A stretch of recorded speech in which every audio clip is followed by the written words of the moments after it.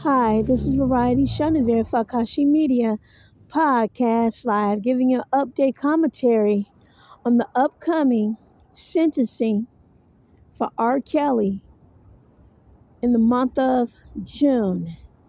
This is just an observation of some things that I went over on the internet that's out there on the media, and what I have recently read in the media that his attorney, Bonjean, has been presenting for his sentencing coming up for the states of Chicago and New York City.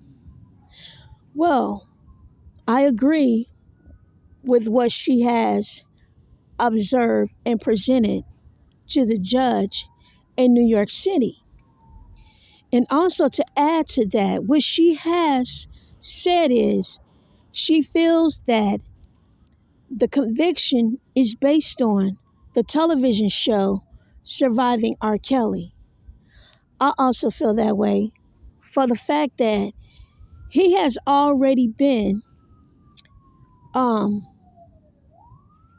considered, was found not guilty in Chicago 4 times for the same type of cases.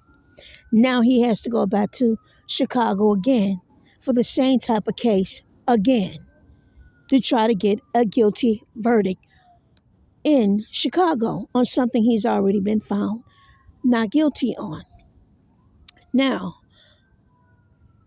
the jury did have an opportunity, because it was in the media, to actually come to a guilty verdict based on the R. Kelly, Surviving R. Kelly television documentary of these women who claim to be accusers and sexual partners of R. Kelly. Now, what I have observed that's in the media that could have also had a play with the conviction of R. Kelly, or even leading up to the television series or show for the surviving of R. Kelly. I look at these scenarios, and what I look at is, number one, I read the book of R. Kelly's autobiography. And what I found in that book links to the television show Empire. R. Kelly's father was named Lucious. R. Kelly is in the the music industry. Empire bases that Lucious also in the music industry. Lucious, the character in Empire, was in the same prison that R. Kelly now sits in New York City. The exact same one. Also, R. Kelly, the television show for Surviving R. Kelly, did not give him an opportunity, far as I know or have observed in the media, to allow him to read the manuscript of Surviving R. Kelly prior to filming the show and going public with it. He is a living celebrity who has the right to observe, to see, and approve any production that's based on his life story or his likeliness. And this Surviving R. Kelly show, if he never had an opportunity to see any manuscript, any budget, or anything that was put together, or the cast, or anything, whether he can read or write or whatever it is, you could at least went and had it attached to audio and read out loud to him, whether he had an attorney or not. So if he did not have an opportunity to approve that, and he was interrogated by Gayle King, and he was not in a setting with these accusers, sitting there with him on stand with all of them, then he has had a defamation, a violation of copyrights and copyright infringement as well. That's the law, including libel law, that has been violated. Now, I don't know how the judge sees all of this and what the judge is going to think about all of this. But to me, it's borderline to me, because it all is a parallel to R. Kelly conviction. And not only is it a parallel to R. Kelly's conviction, but I can also see the next victim that they are going to come after, and it's going to be Floyd Money Mayweather. And the reason why I say that is because, number one, Floyd also likes McDonald's. They got that in there saying, he met a young boy at a McDonald's restaurant and said he was going to make him a star. Money Mayweather, Floyd, make young men stars and great boxers. And he likes McDonald's. I don't know how he gets his boxers that come to the gym or however it's done.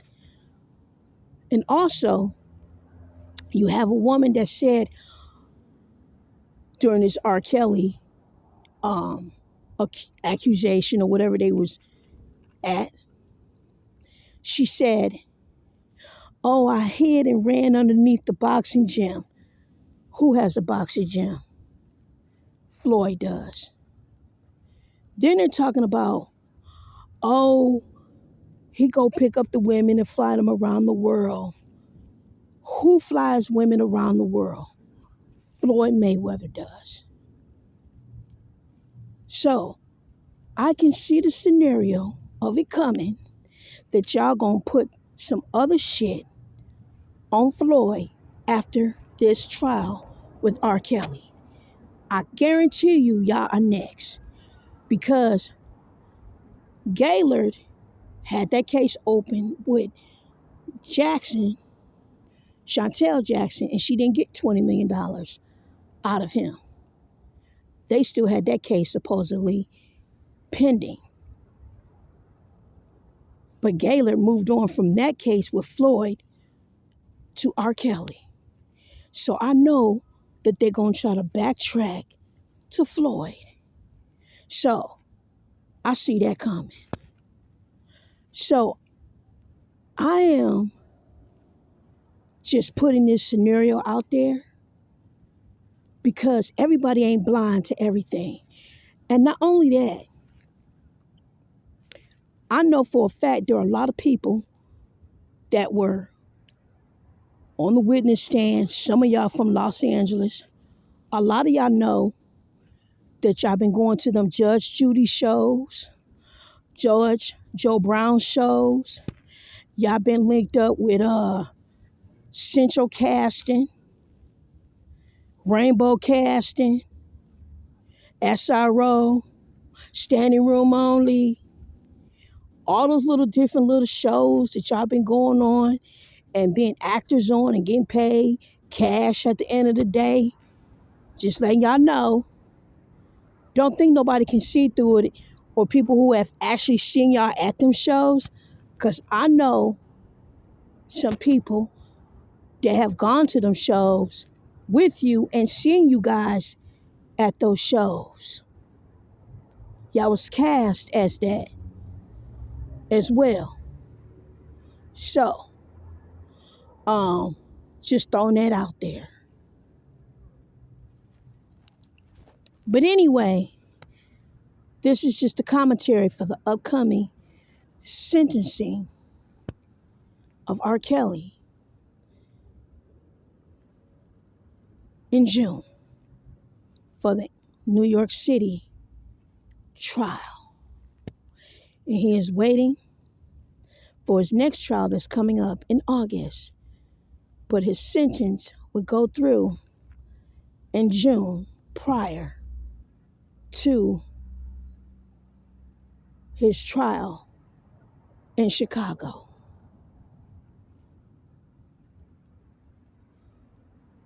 Now, I heard that y'all supposed to been even having something going on in the Detroit area.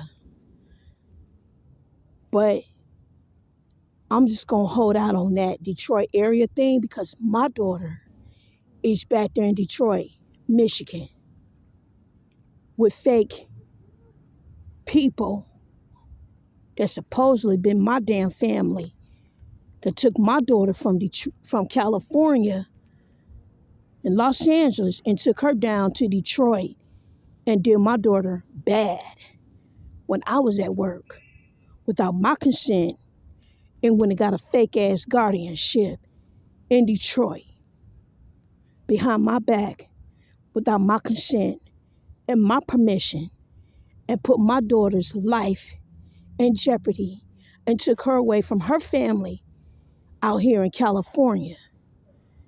It's obvious that people have a problem with people moving on with their lives, wanting to start their careers, and they have an issue because people don't call them for help or need them for anything.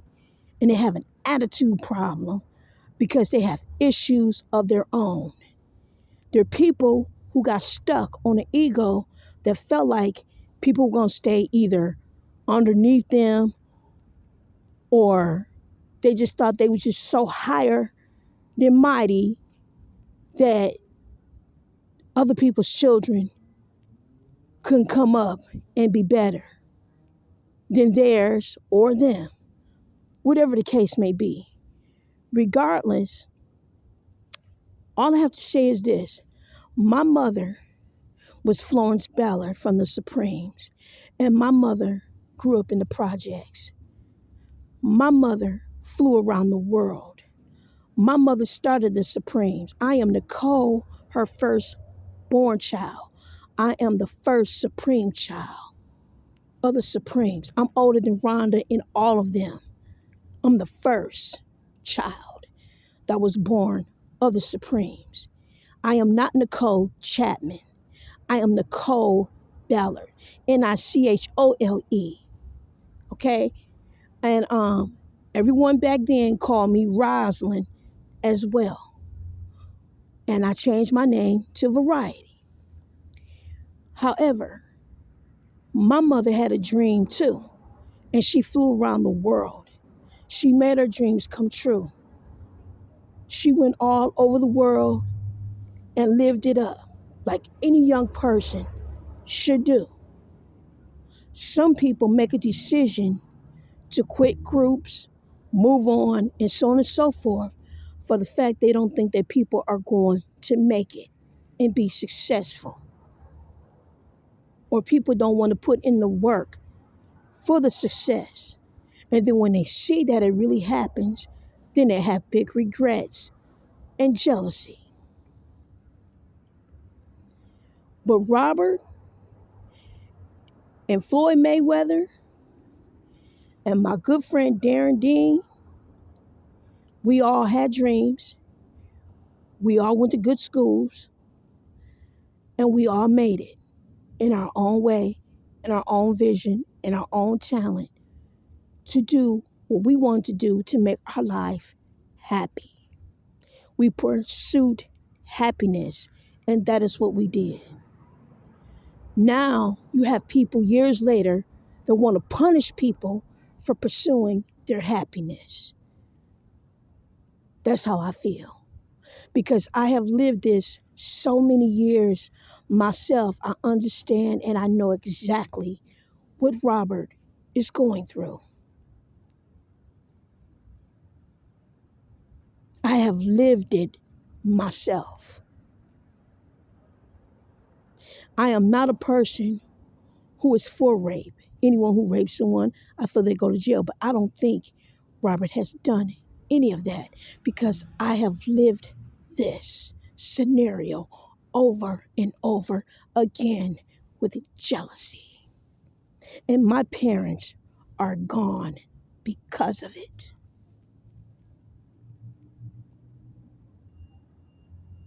Now, I know a lot of people get offended when I talk about R. Kelly on my podcast. But like I said before, I grew up with him. I went to school with him. His grandparents lived across the street from my grandparents. He used to come to my birthday parties when I was a kid. I was a kid who sat next to him in class. I was there when Miss Lynn said, "You're going to write for Michael Jackson." I was there when children made fun of him because of his dyslexia. I didn't even know what he had or what it was called. But I never made fun of him.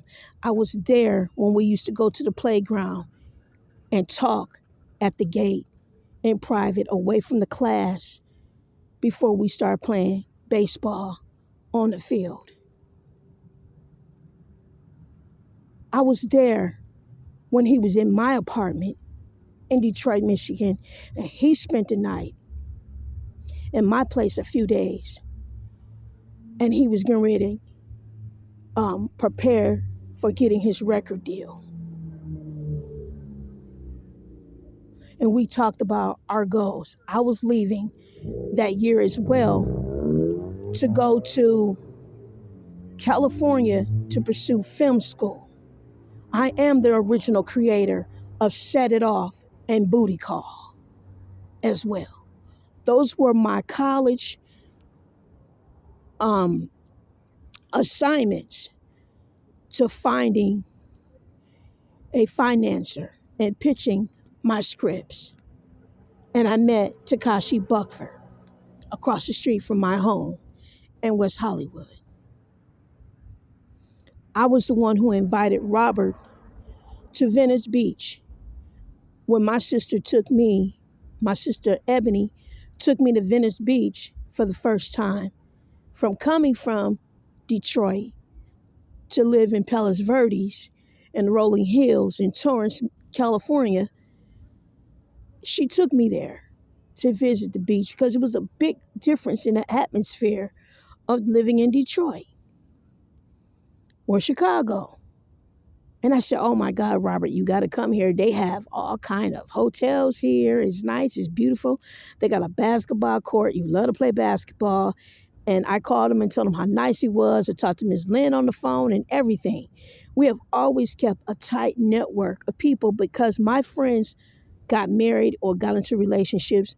We didn't speak as much over the years or see each other because they were in their relationships pursuing a new life. So you kind of like back things off when your friends are in new relationships, in a new start in their life.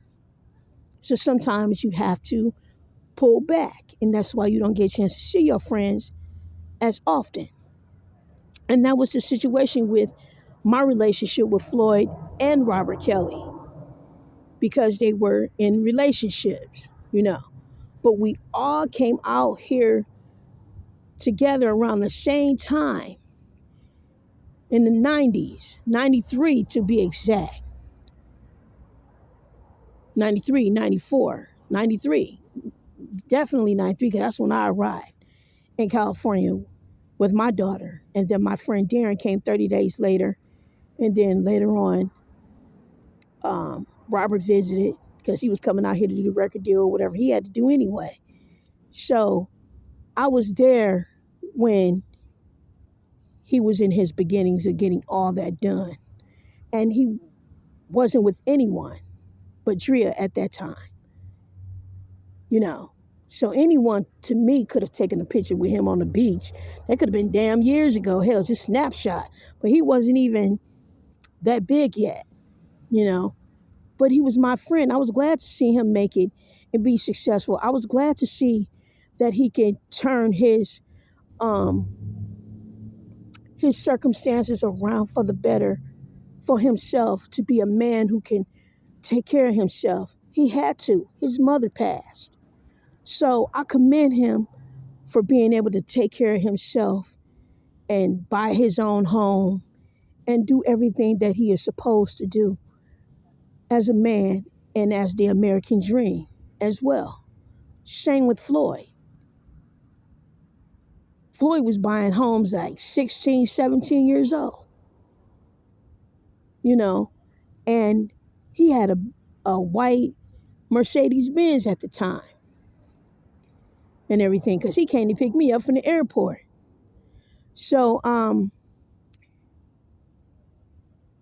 proud of both of them, of being my friends that I grew up with over the years, because my relationship with them is not based on being in the clique, being in the know, or any of that. It's just based from straight childhood, you know. And people say, oh, I'm blessed and all that. But I've been blessed because they was blessed with me as well for being a good friend. And Robert has always talked about me in interviews. He might not have said my name personally, but he has always talked about me in interviews. And I was really surprised about that because I wasn't really keeping up with him like that, like through YouTube and stuff like that. And I found out on my own through interviews that, oh man, Robert's really talking about me. Like, wow, that's awesome, you know? So even his songs, he was talking about me in some of his songs, you know? And I was just like, really, it just took me aback for a minute. It's just like, really, wow, that's awesome, you know? And even in his writing. So I know the timing and the place for him to write what he wrote. And I'm just honored to be a friend that he never forgot about. So I'm a friend who would stand up for him and Floyd, regardless of who's in their life today.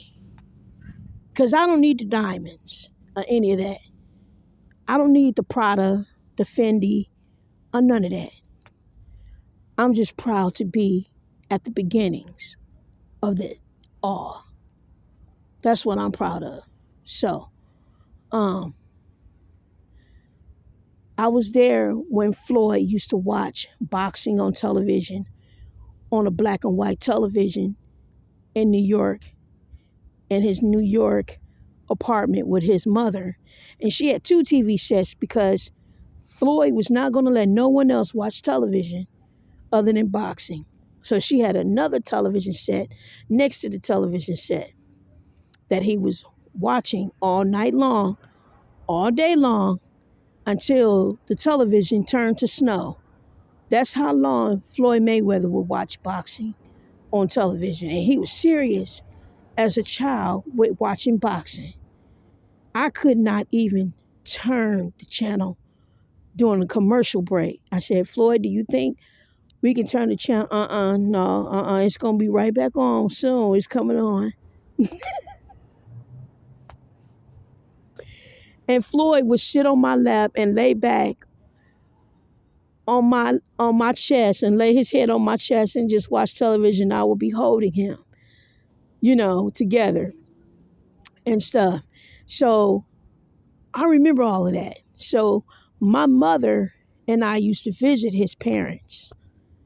So that was the type of relationship that we had because his father and my father were best friends, and his mother and my mother, Florence Ballard, were cool. So that was the situation. That's why we saw each other. And they used to come visit us in Detroit as well, even when my mother went broke. So they were like, the friends that were still around when she wasn't a Supreme anymore. But anyway, I just wanted to touch base on Robert's upcoming sentencing. And all I can just say, this is in God's hands. And no matter what, Robert, I love you regardless. All I can say is I think about the good times that we shared together. With you, with Floyd, with Darren Dean, Michael Jones, my other friend. I had a lot of friends coming up that I was really cool with, people that really like me, admire me, and I admire them. So I think about the good times. I think about the good times we shared together.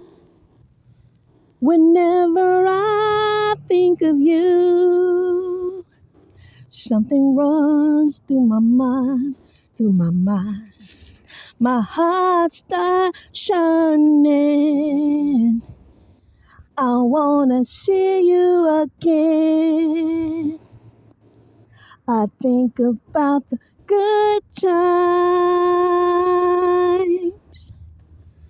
Nothing but the good times.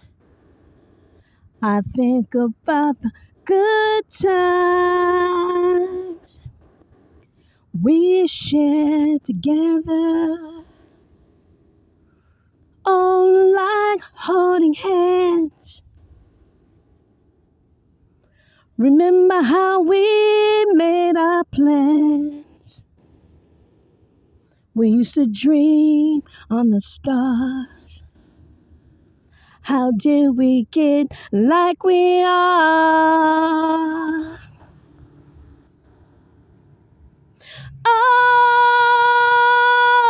Oh, the good times, baby. I think about it long as we live. I think about the good times, baby, the good times, the real good times. Rob, holding hands. Floyd, exploring love. Darren, learning how to live, learning how to give, learning how to love. The good times, baby. I love you. I love you so much. Keep your head up, man. I love you. Forever. Variety, Nicole, Rosalind. Take care. This is Variety Chenevert for AKASHImedia Podcast Live, giving you an update commentary on the upcoming sentencing of R. Kelly in June in New York City trial and the upcoming court dates for Chicago. The commentary of AKASHImedia Podcast Live. Thank you for listening globally. Take care. Peace and love.